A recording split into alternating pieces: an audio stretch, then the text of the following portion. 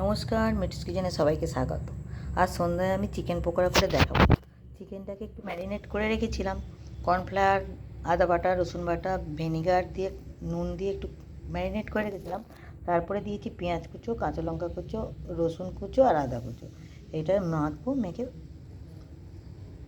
পকোড়া বানাবো। কড়াই তেলটা বসিয়ে দিয়েছি।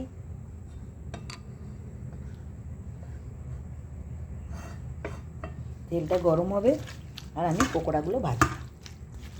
এই যে মাখা হয়েছে, এরকম মেখে নিয়েছি। এবার পকোড়াগুলো ভাজবো। এরকম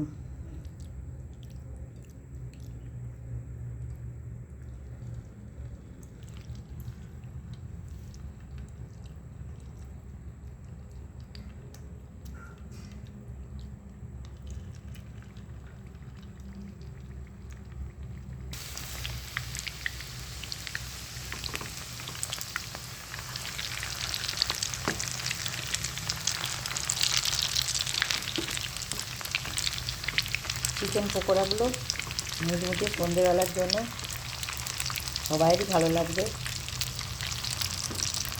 আমি চিকেনটাকে আগে কর্নফ্লাওয়ার, আদা বাটা, রসুন বাটা, ভিনিগার, নুন দিয়ে ভালো করে ম্যারিনেট করে রেখেছিলাম। এবেলা পেঁয়াজ, লঙ্কা কুঁচো, আদা কুঁচো, রসুন কুঁচো সব কিছু দিয়ে মেখে পকোড়া বানানো হচ্ছে।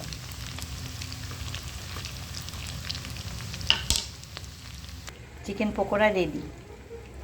3 রকম সস আর পকোড়া, সন্ধ্যের টিফিন।